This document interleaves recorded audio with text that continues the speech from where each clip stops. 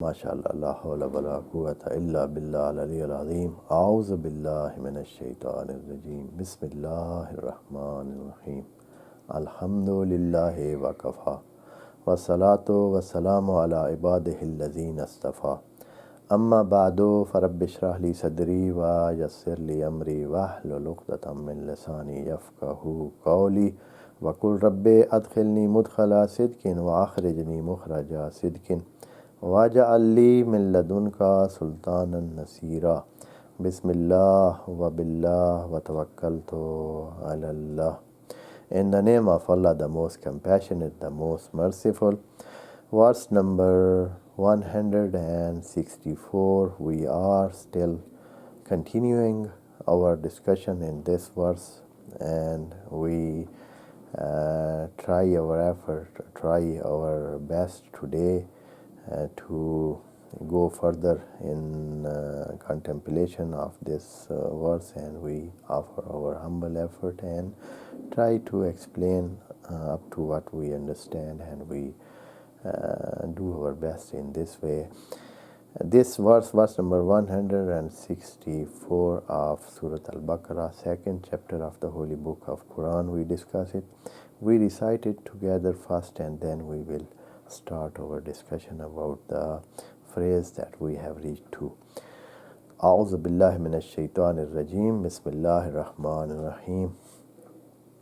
Inna fi khalqis samawati wal ard wa ikhtilafil layli wan nahar wal fulki allati tajri fil bahr bima yanfa'u an-nasa wa ma anzala Allahu minas samaa'i min ma'in fa ahya bihil arda ba'da mawtiha وبث فيها من كل دابة وتصريف الرياح والسحاب المسخر بين السماء والأرض لآيات لقوم يعقلون. صدق الله العظيم. In this verse, that is almost 3 to 4 lines, Allah is talking to man, and He is giving this respect to man, that, oh man, you are on the level that you can understand what I am saying. Allah is giving a big honor to man that he talks to him and consider him some reasonable creature, some reasonable existence, and he put him on a place that he can understand the words of Allah. He is able to be part of the dialogue with Allah, and Allah talks to him. That is a big honor, that Allah honors man, not any other creature, with this dignity that Allah gives to him, that he talks and discusses, and even Allah wants to convince him. Allah is owner, Allah is master, Allah is everything. He has created him. Nothing can be considered in a position. Any position does not have anything, while this reality, Allah give him that place or position that he consider him something, and then he talks to him, and then he wants to convince him, while he can force him. Allah can force everything. Allah is forcing everything. Allah is giving command, only one way command, and that is done. So why man, he is talking to him, he is convincing him, he is giving his argumentation. That is amazing. If we ponder only on this, that Allah is talking to this existence that has no value in itself, that is so weak, that is so needy, that is so dependent on others. He is not independent for himself.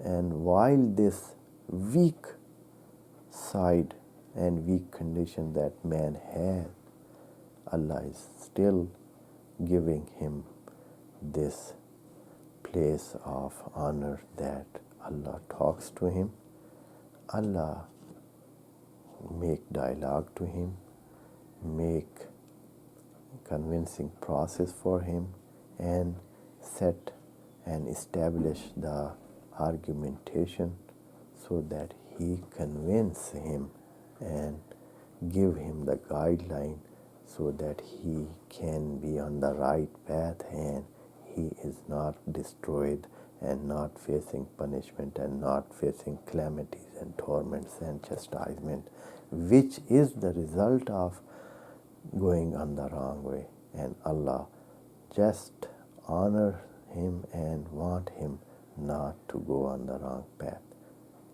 And this verse is part of that convincing process, or the argumentation or the reasoning that Allah wants to share with man so that he can take it and have his lesson from it.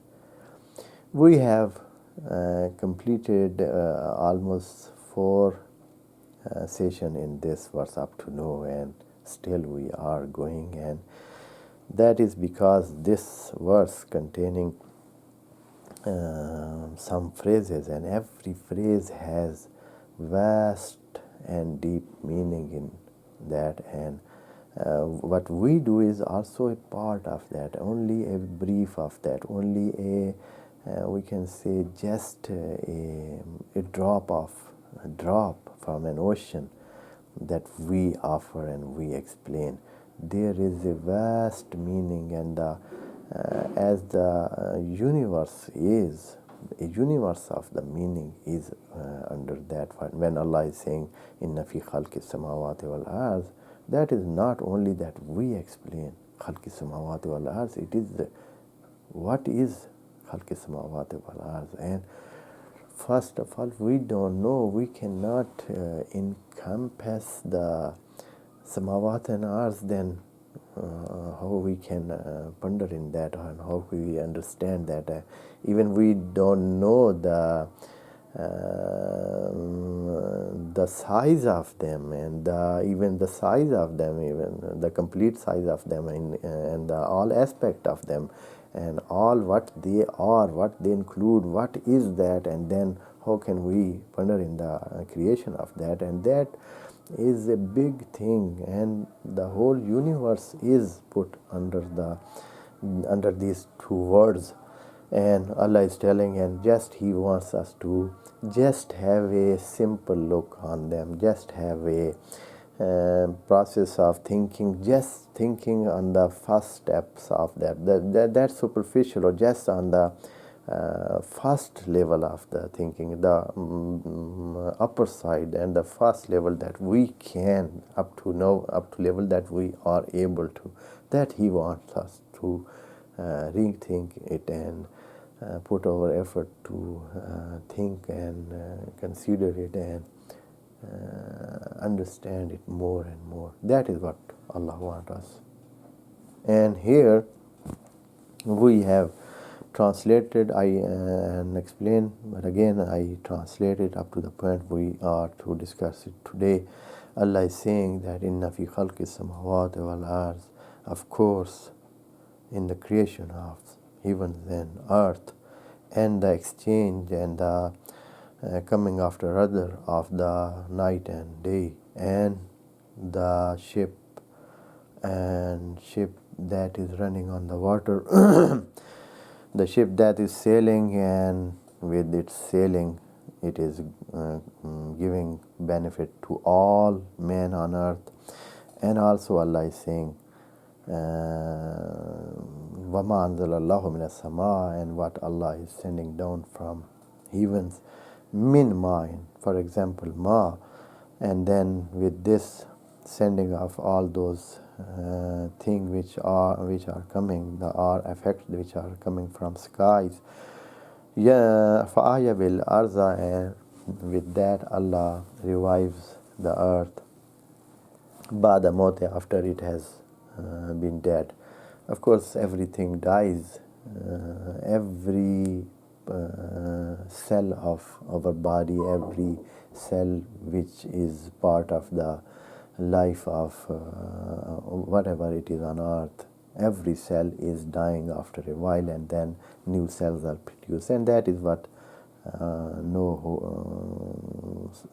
those people who know these things, and they are knowledgeable about these things, and they have studies about their thing, that our cells, whatever the cell, the smallest part of our body, and also the small part of everything, is some cell or some atomic size particle, and that is a complete life, and that life ends and it dies, and then it is reproduced. And the same condition is enlarged for earth, that also dies. It's everything that is on that has a process, and it dies, and then after dying that, it is created again, and it is, the water is used, and it is gone, we can say it dies, and then it is reproduced and refreshed, and then it is sent down again as a life-giving element. This is what it is being done, and Allah is all the manager of that, and all He is the one who is doing that, and He is the one who is creating all those feature in them. The phrase that we are to continue our explanation process is وَبَثَّ فِيهَا, because the talk was about earth and the revival of earth by sending down all those influential elements from skies.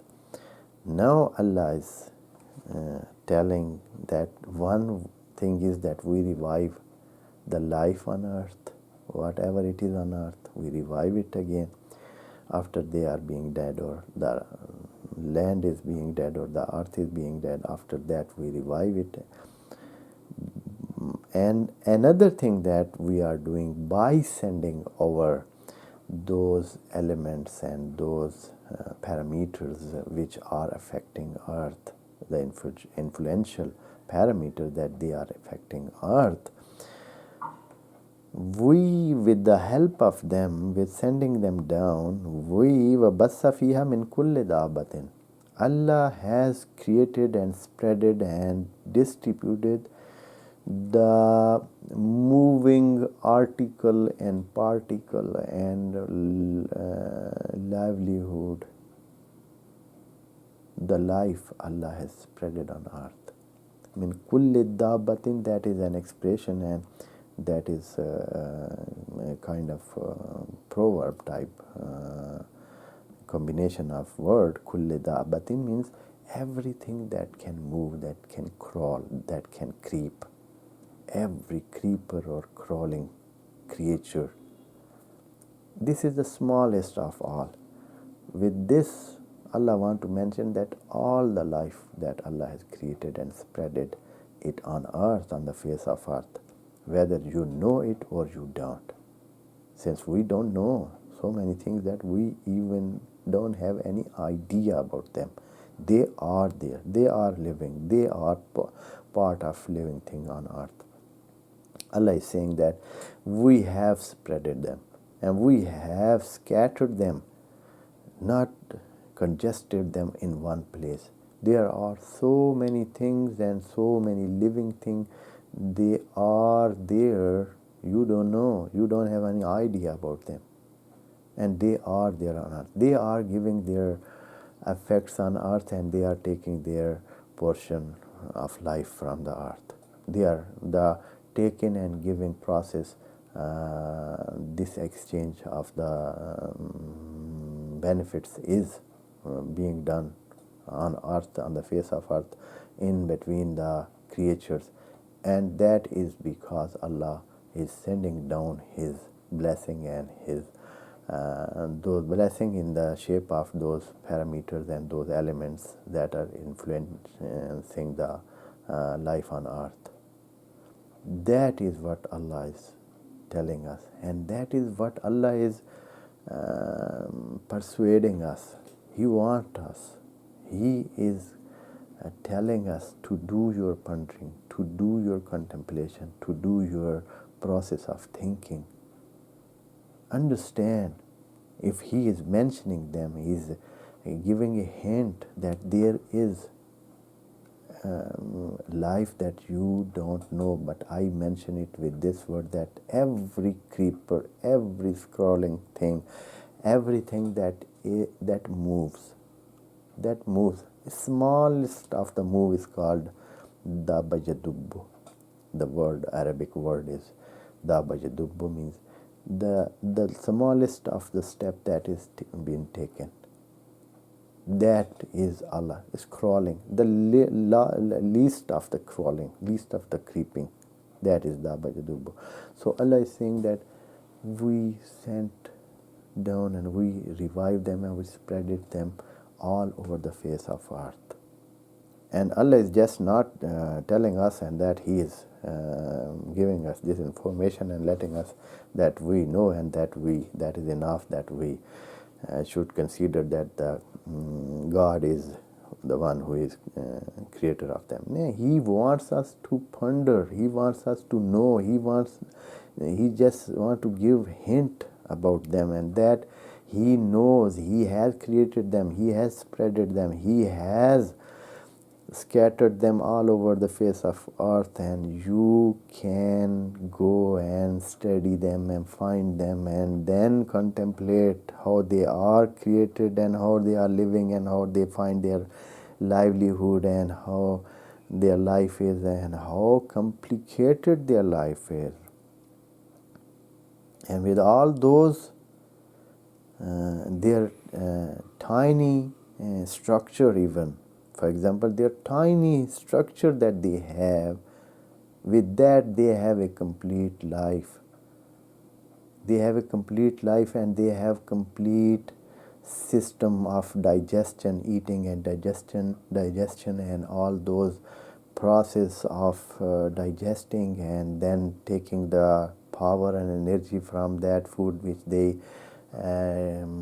take in, and they need a mechanism, that needs a machinery, and that complete machinery is located in that tiny existence.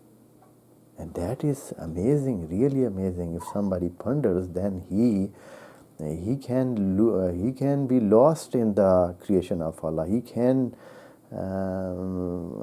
be somebody confused, even at a level he is confused how that is, that it has all those needed parts and all those needed mechanism for life. That little smallest of creation. And Allah knows him, Allah creates him, and all those things are done by Allah. And Allah manages them. And Allah keeps the balance in all those things. The life is running, the man is living, and he is not affected negatively by them. And Allah does not allow all surrounding and things, that they are living and they are doing their process of life and they are affecting, but all those effects are balanced and managed and in a way that they just are helpful and not harmful. They are helpful. They help man to live, and they are not harming him so that his life be disturbed. No, not that way. And who is manager? Why these things are not going higher than that, what Allah has set for them, and not they are giving less than that, so that the life of man could be in difficulty. So many elements, so many factors that they are having their character and having their effects on the life of man. But all of them are very balanced and very correct and very concise, so that they are helpful, not harmful. The verse is still continuing, and وَبَثَّ فِيهَا مِنْ كُلِّ دَابَّةٍ مِنْ كُلِّ دَابَّةٍ. Every of the crawling and creeping creature, we spreaded them. And from here, Allah starts another phase of his reasoning process and his argumentation procedure. We will inshallah continue that in the session to come. May Allah help us in understanding his word, and may Allah give us this gift to ponder up to what we can in his word. Wassalamu alaikum wa rahmatullahi wa barakatuh. May Allah bless you all.